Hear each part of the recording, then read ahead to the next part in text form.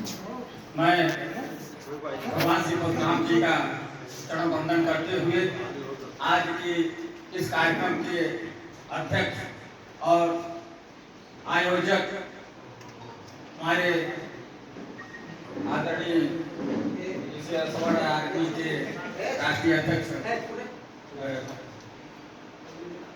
सूरज प्रसाद चौबे जी, मुख्य अतिथि के रूप में आदरणीय गुरुवर, मैं बहुत उनका नाम नहीं लेता हूँ, जान रहा हूँ, गुरु जी डीआईजी साहब को, सुमित मिश्रा जी जो राष्ट्रीय महासचिव हैं, आशुतोष उपाध्याय जी जो राष्ट्रीय ब्राह्मण फाउंडेशन, और अनिल मिश्रा जी जो प्रदेश अध्यक्ष हैं, साथ साथ इस कार्यक्रम में उपस्थित हमारे सभी समूह बंधुओं का मैं हार्दिक स्वागत और अभिनंदन करते हैं। मेरा भी परिचय पंडित जनाब प्रसाद पांडे हमारा नाम है। मैं अखिल भारतीय ब्राह्मण एकता परिषद मंडल प्रयागराज का मंडल अध्यक्ष भी हूँ और विगत आदरणीय के संरक्षण में विगत कई वर्षों से सवर्ण समाज के प्रति कार्य भी कर रहा हूँ।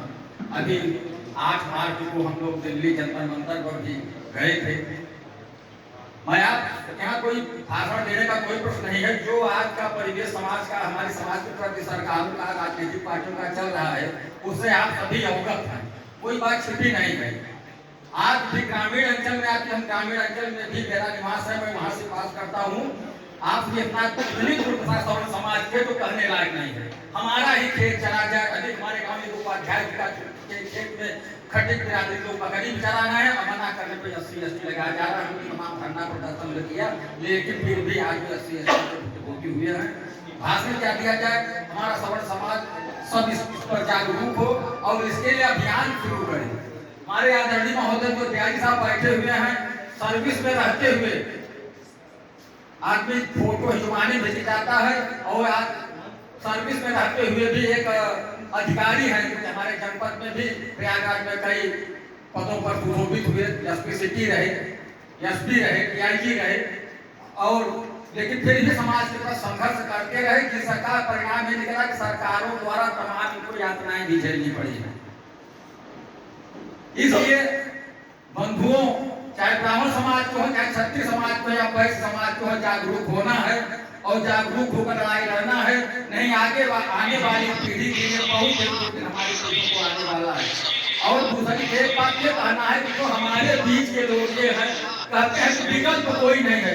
हम लोग, हमारा समाज भारतीय जनता पार्टी के लिए क्या नहीं किया। हृदय पर हाथ, दिल पर हाथ रखकर तो सोचिए कि भारतीय जनता पार्टी के लिए हमारे समाज में सब कुछ न्यौछावर कर दिया। लेकिन आज यही भारतीय जनता पार्टी जितना शोषण इन्होंने किया है, इतना शायद किसी भी सरकारों में हमारा नहीं होगा। इसलिए अब इसको छोड़ करके, और भारतीय जनता पार्टी के जितने भी सवर्ण नेता हैं, मैं आपको बताऊं, मैं ये कार्यक्रम करने वाला था, पुराने भी हमारे भाई कुमार ने कार्यक्रम कराया, भाई साहब चौबे जी गए थे। हमने ये कि जो शुक्ला जी हैं, हमने उनसे यहाँ कोराव में आने के लिए इनवाइट किया। बोले कि मैं, हम लोग अभी सर आप लोग सवर्ण मंच पर नहीं जाएंगे, आप हमारे सवर्ण मंच पर तो नहीं आओगे, लेकिन जब चुनाव आएगा तो कहेंगे कि हमको बिरादरी है, ब्राह्मण है, क्षत्रिय है, उसका भी परित्याग हमको आपको करना होगा और करिए। वोट लेने के हम ब्राह्मण बन जाएंगे, क्षत्रिय बन जाएंगे, और उसी असेंबली, उसी विधानसभा में हमारे खिलाफ बोला जाता है और आप भेदखोरी में जाते हो। ऐसा नहीं चलेगा। इसलिए अब हम बहुत भाषण तो नहीं देंगे, हम इतना ही कहेंगे कि भाई साहब आप लोग होशियार हो जाइए, और अगर कहें तो संख्या बहुत कम है, संख्या अभी उन लोगों का कार्यक्रम हो, देखिए संख्या पर, और बच्चे समय का हो जाते थे। हमारे क्षेत्र में 8-10 महीने पहले चंद्रशेखर रावण आया हुआ था और इतना भक्ति बातें कह रहा था सवर्ण समाज के लिए। अभी इतना रोष हुआ कि संजोग की बातें निकली, भगवान को भी नहीं बर्दाश्त हुआ, वो पुलिस वालों से उलझ गया। और जो पुलिस वालों से बच गया तो पुलिस वालों को मेरी जरूरत पड़ी कि भैया मेरा सहयोग करिए। तब यही हमारा सवर्ण समाज जो है बहुत कुछ किया था।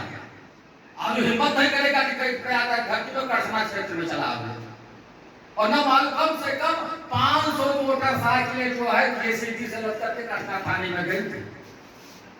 वो तो इतना अपना रूप बना ले। हमें आप जानते हैं कि कहीं बीजेपी के मंडल अध्यक्ष ने देख लें, कहीं जिले के महामंत्री ने देख लें, या इस बात का परित्याग करिए। अगर हमारे साथ बोलते हैं भाजपा में भी नेता हैं ब्राह्मण क्षत्रिय, सपा में भी हैं। आज मैं देखता हूँ मोबाइलों आता रहता है कि पवन पांडे कुछ बोल रहे हैं, फलाने कुछ बोल रहे हैं, वो कुछ सभी ब्राह्मण की याद कर रहा है, मायावती जी बोल रहे हैं। लेकिन क्या हमारे ऊपर जो अत्याचार हो रहा है इसके भी विषय में आप लोगों ने कहीं प्रश्न रखा? यूजीसी के विरोध में गए, ये भारतीय जनता पार्टी जाके ही अध्यादेश लागू कर दिया कि एसटी लागू, पहले भारतीय जांच होगी, अब एक डायरेक्ट एसटी, पहले जेल जाएगी उसके बाद जांच होगी, तो 6 महीना तो हम भोग ही लेंगे। बहुत जांचे निर्दोष, अच्छा निर्दोष पाएंगे तो क्या करोगे? तो इसलिए मैं आप लोगों से विनम्र निवेदन करता हूं कि आप लोग जागिए और जागने के बाद से जो है और जगाइए। भाई साहब ने कहा कि हमको गांव में जगाना है, तो पहले हमको स्वयं जागना है। जब हम स्वयं जागेंगे तब दूसरे हमारे देख के स्वयं खुद ही जाग जाएंगे। ऐसी स्थिति में मैं सबको बहुत बहुत बधाई देता हूँ और आदरणीय जी का चरण स्पर्श करता हूँ। बहुत बहुत धन्यवाद, बहुत बहुत